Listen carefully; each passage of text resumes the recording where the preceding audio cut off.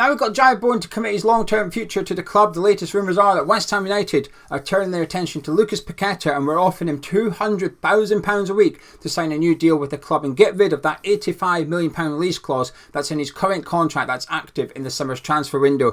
Some Saudi clubs are looking at Kurt Zouma, who's currently got 18 months left on his deal with West Ham United, so he's set to be offered a new contract by the Hammers as well. And that's not all. Mubama, whose contract expires at the end of this season, albeit it's believed that West Ham have an option for a 1-year extension in there as well. He's set to be offered a new contract by the club. So that's the latest rumours bundled up into one go. Let's break them down though and work out who's saying what, because I think that determines whether or not you'll actually believe the rumours. And we'll start with Lucas Paqueta. Now before we discuss those rumours, I just want to quickly point you in the direction of the Hammers Chat Patreon, where you can get extra videos from myself and Gonzo. And without Patreon we wouldn't be able to do this video. Myself and Gonzo try and do one video per channel per day, and we wouldn't be able to do it without our Patreon. You take that away, you'll take away the videos on YouTube as well. We'd still do videos, maybe 2 or 3 a week, and that's it. But thanks to the people that have joined up and subscribed and support the channel, we're able to create content for free over on YouTube.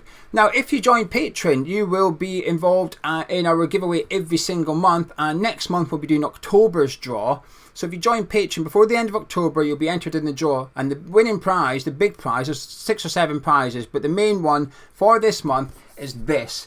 It's the Europa Conference League replica medal in a display with photos from the night there as well, and a plaque, and it comes in a fantastic frame. So that is the top prize. So if you fancy getting involved, go to patreon.com/hammerschat, and while you're over there, if you want to try it out, you can do. If you join up as a mild addict, there's a 7-day free trial in there where you can have a little look, have a feel, see what you think, watch the extra content, and you can decide whether you think it's worth sticking by or not. But a massive thank you to everybody who's joined Patreon so far, and if you're currently watching this and you're a patron, you're entered into this next month. Good luck. There you go. Thanks for putting up with that wee promotion. If you do fancy joining Patreon, the link will be in the description and the pinned comments of this video. It's very easy to find. Patreon.com/hammerschat. You can support us from £3.60 per month, so less than £1 a week. We think it's really good value, but go have a little look and see if you fancy it. But in regards to Lucas Paqueta, let's start with what the actual rumours are. So, ex-West Ham employee earlier this week did his podcast over on the West Ham Way. And on there he stated that we will be entering negotiations with Lucas Paqueta to try and get rid of that £85 million release clause. Now that's gone a little bit further over on Caught Offside. We'll get to it. They're reporting that we are set to offer Paqueta $200,000 a week in order to get him to sign that new deal. Now for those who tune in often enough to this channel and the other Hammers Chat channel, will perhaps know that Caught Offside is not Gonzo's favourite source of news, not just transfer news, any news to do with football, not West Ham specific, just anything. Gonzo hates that website, and truth be told, I get it. I don't pay attention to it much myself, but it goes out there, they do it, and then it just snowballs, and before you know it, there's other places reporting it as well, and they've basically just pinched it from Caught Offside, but it snowballs very quickly. But they're the ones that started the $200,000 a week rumour. So while I'm taking it with a pinch of salt, I do get why they've gone with it. Because about a year ago, David Silver went on TalkSport, the biggest radio station in the UK for sport, and said, hey, everybody out there that's listening, every footballer, every agent, anyone out there, we've offered Declan Rice $200,000 a week and an 8-year contract. He said it proudly. And to be fair, I get why he did it. He was trying to tell West Ham fans we've done all we can. We've offered Declan Rice this fantastic contract. Now, an 8-year deal. I think the 8-year part was the problem. Had he offered him a 3-year deal, he might have took it. But anyway, regardless, at the time I thought it was maybe a bit of a silly thing to do, and it could come back to bite him in the arse, because you've just told the world you're willing to offer a player $200,000 a week.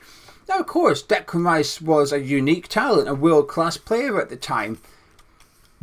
But today, Lucas Paqueta is performing like a world-class player is at the minute. So if he was to say, well, I want what you were offering Declan Rice a year ago, I think he'd be well within his rights, you know. However, in regards to the actual rumour, pinch of salt stuff.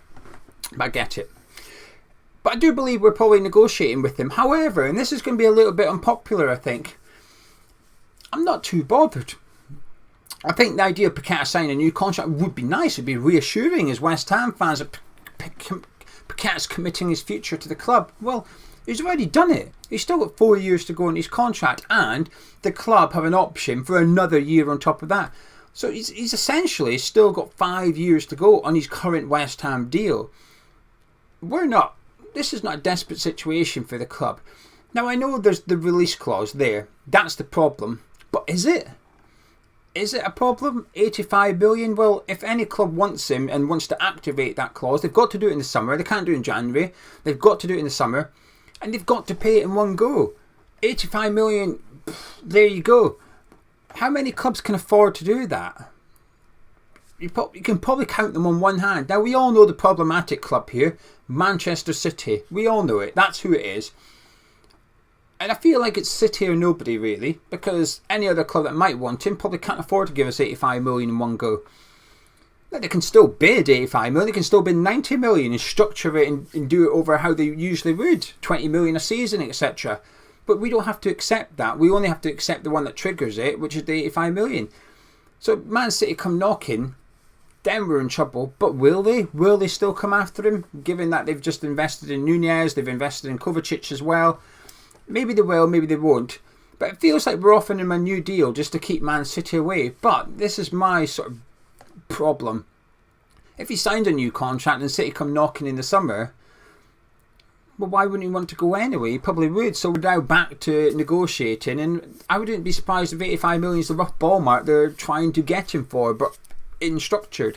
So I just don't think we're in a situation where we have to give him a new contract. I think the club are actually in a really good position when it comes to Paqueta.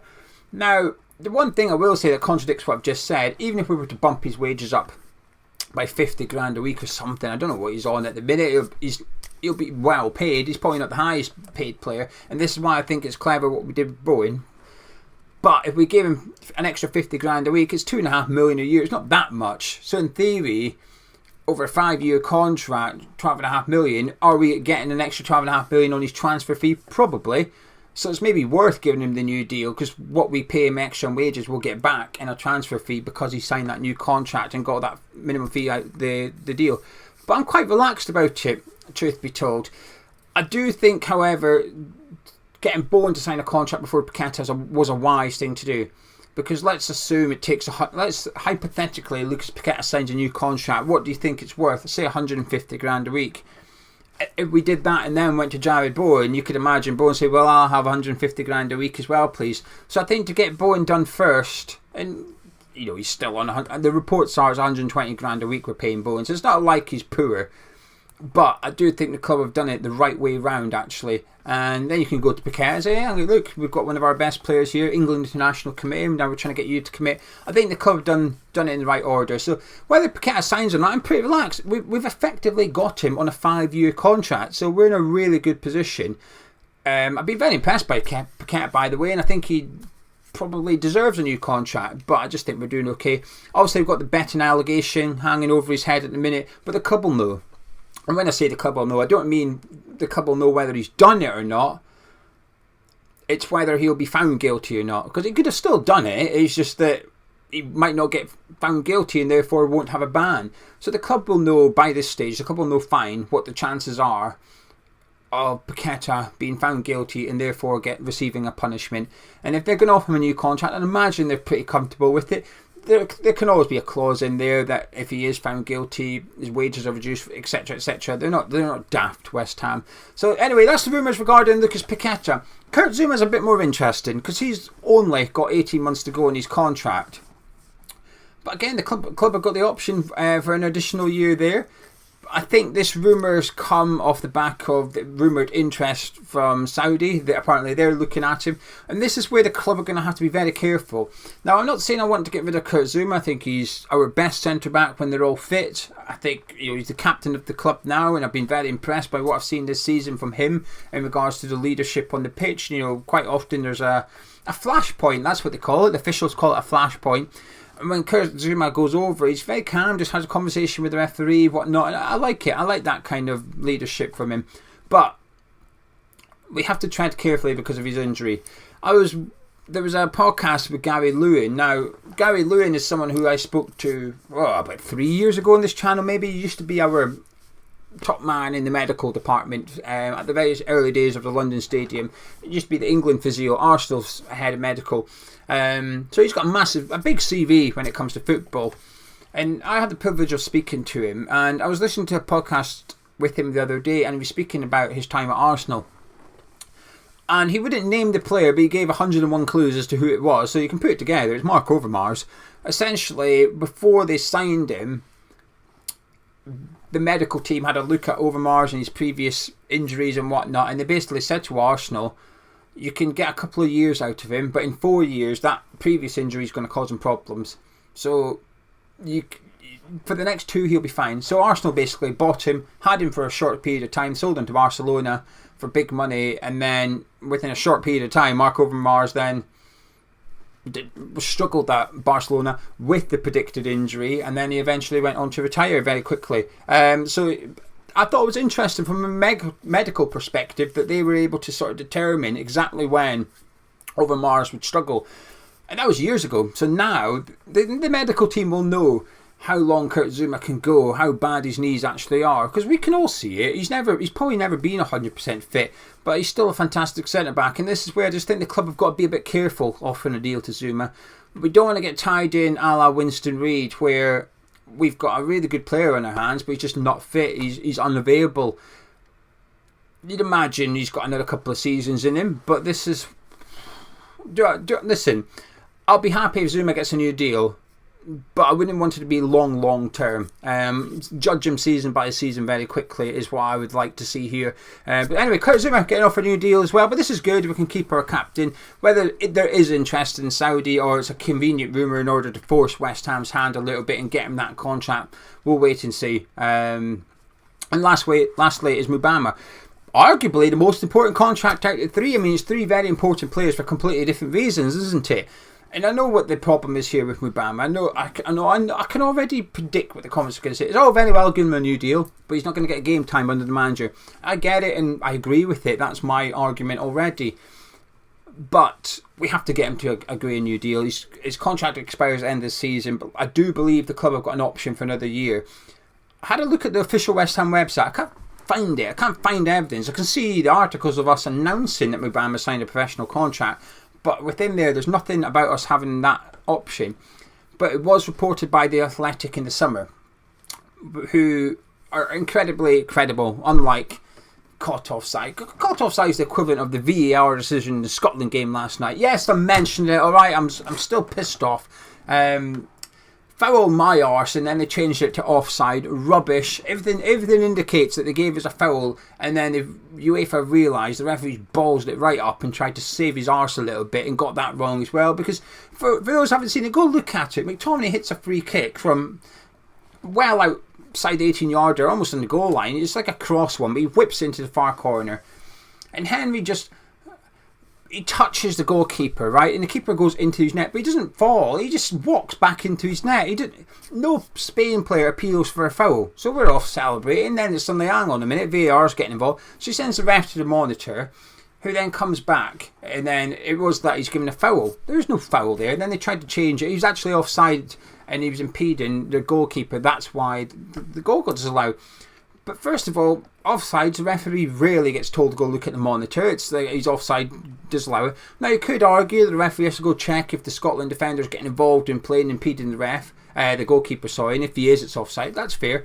But when the referee came back on the pitch, he signalled like this for a free kick. He didn't put his hand up like that to say it was an offside. So the referee signalled for a foul, not an offside. Corrupt. Anyway, that's that rant over and done with. Scammed. We got scammed. The Athletic are not caught offside. The Athletic are good VAR calls. So when the Athletic say he's got an extra year, I'm inclined to believe it. But we do need to get Mubama tied down. I have to be honest with you. I'm a bit nervous as to whether Mubama will sign it. I've got no reasons. When you look at the rumours, you just have to sort of weigh it up yourself and look at what evidence there is and use your own opinions on certain things to formulate whether you think it's true or not. And when it comes to Mubama, I'm doing that in reverse in a way. I'm like, well, why would he sign for West Ham? Why would Mubama sign a new deal with us? Because he got promised minutes. In the summer, he was potentially going to go out on loan. It got blocked, so you're not going anywhere. You're staying at West Ham. You're going to get minutes in the first team. And he's not had. Well, he has. He's had a handful, right? He came on off the bench away to Freiburg. He came on against Lincoln, so he's had minutes now. He's getting. Has he got minutes? Technically, yes.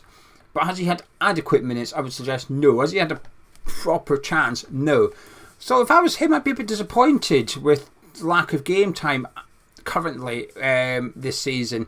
And I'd be looking ahead at the fixtures that's coming up thinking, well, when am I going to get my chance here? Because Antonio's in front of me, Ings is in front of me, but not only that, Jarrod Bowen's in front of me. Bowen is now preferred as a striker to Mbama. So Mbama's now 4th choice striker.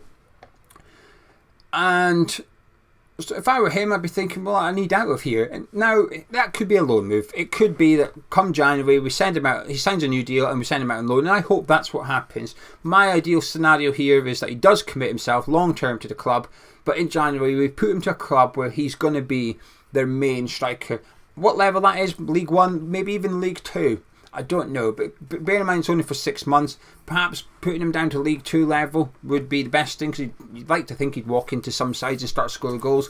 Maybe League 1 would be a good one for him.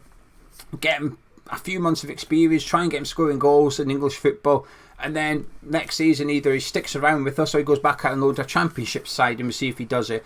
But I'm hoping Mbama signs a new deal, but I have to be honest with you, I'm a little bit nervous as to whether he will or not, because we've seen it with other youngsters, Haddison Ashby, Ngakia, Sonny Perkins, and I know people say, well, what have they achieved? That's not the debate here. The debate isn't whether or not they've done the right thing. The debate is, well, it's not a debate, it's factual. They left because of lack of minutes at West Ham. They wanted out because of lack of minutes in the first team. They'd done that. They said, I've not had an opportunity, I'm going to another club to get that opportunity. Now, did they go to the right club? No. But did they do the wrong thing leaving West Ham? There's no evidence to say that they made the wrong decision. It's just they chose the wrong club to go to thus far. So, Mbama, fingers crossed he signs a new deal. But I'm a little bit nervous about this one. And I think arguably it's the most, out of the 3 contracts we've discussed in this one, arguably it's the most important one. For reasons I've already stated in regards to the other 2. But there you go, that's the latest rumours. If you've enjoyed this video, please do drop a like on it, subscribe if you're new to Hamish Chat, and if you fancy supporting us over on Patreon, supporting the channel so we can keep creating content on YouTube, go to patreon.com/Hamish Chat, links in the description and the pinned comments, and one of you lot that is a patron will be winning this.